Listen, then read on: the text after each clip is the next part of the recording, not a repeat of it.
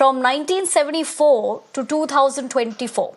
Almost 30 years after the island of Katchatheevu was ceded to Sri Lanka by the then Indian Prime Minister Indira Gandhi, the discussion over this bilateral agreement continues.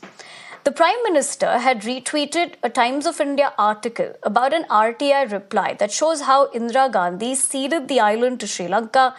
He wrote, "News facts reveal how Congress callously gave away Katchatheevu, weakening India's unity, integrity and interests, and has been Congress's way of working for 75 years and counting." The Congress and the DMK were quick to respond.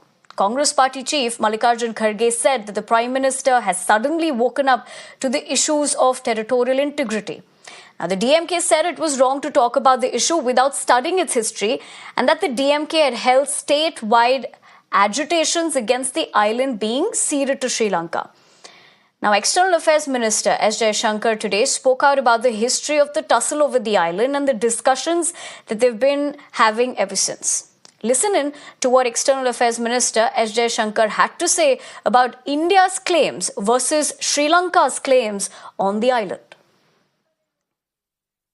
India's claim is mainly that the Katchatheevu island belonged to the Raja of Ramnath and that he had it from the time that East India Company assigned it to him. It was part of his zamindari rights, and these rights also included fishery. And also that later on these rights moved from the Raja of Ramnath to the Madras government. A second argument was that during after independence, for many years, Indian customs regularly went to Katchatheevu, and this was not obstructed. And the Indian view also was that there was absence of any documentary evidence to show that Sri Lanka had an original title to Katchatheevu. So these were largely the Indian arguments. The Sri Lankan argument, which also this document, which has been obtained under RTI, has released, was that according to them, they have records which go back to the 17th century, and that they also feel there were some conferences where which looked at their claim in a more positive manner. This is their claim. Now, what actually happened on Katchatheevu was, after both India and Sri Lanka became independent, there were issues between the military of the two countries about using this island. And that's how this issue actually came up as an issue between the governments. And from the 1960s, this issue picked up, and it was particularly discussed. There were many discussions, but I think the most important one was a discussion in 1974, few months before the Katchatheevu agreement was done, when the then Sri Lankan Prime Minister, Sirimavo Bandaranaike, came and met Indira Gandhi ji, who was then Prime Minister of India. So this broadly is the issue. These are the claims. But as I said, we know who did it. We are today looking and discussing who hid it. Dharani, my colleague, joins me for more. Dharani, good morning. As far as, of course, India's stance is concerned, we just heard what S. Jaishankar had to say. But politically speaking, this has sparked a massive row. But for our viewers to better understand, why is this a bone of contention? So Katchatheevu is an island, a small island located in between India and Sri Lanka. So in 1974, an agreement was signed between India and Sri Lanka when Indira Gandhi was the Prime Minister then. So by that agreement, Katchatheevu was given away to Sri Lanka. And at that time, the DMK was in power in Tamil Nadu, and M. Karunanidhi, he was, late M. Karunanidhi was the Chief Minister here. So now the BJP is accusing that the Congress was very lethargic in its approach towards Katchatheevu, that the Congress never intended, to keep Katchatheevu as a part of India.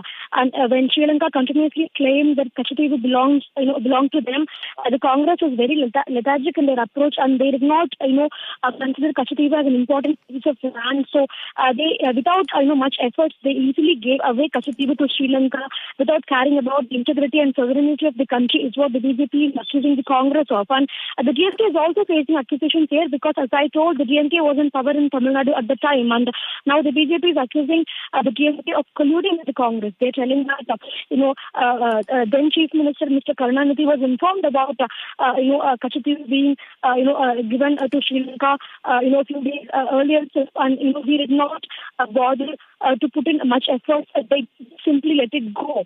Apart from passing a resolution in the State Assembly and carrying out protests for a few days, the DMK did not really put in a lot of efforts to not let Katchatheevu go from India's hands. What the accusation against DMK here is. So definitely this controversy erupting just a few days ahead of the parliamentary elections in Tamil Nadu. The elections are slated for April 19 in the first phase here in Tamil Nadu. So we only have 20 days left for the elections. And such a big controversy that's being talked about at the time of the elections it may put the DMK in a back foot here in Tamil Nadu.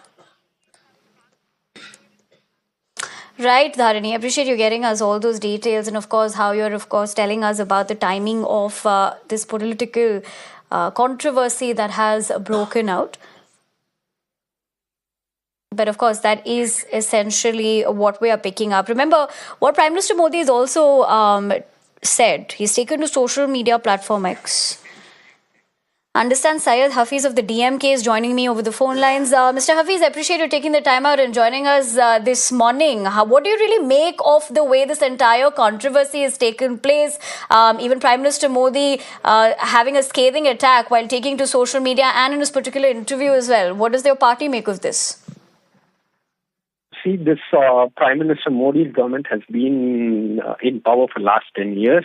At least now, I should appreciate and congratulate the union government and thank the union government that when your 10-year rule is going to end, you have talked about Katchatheevu.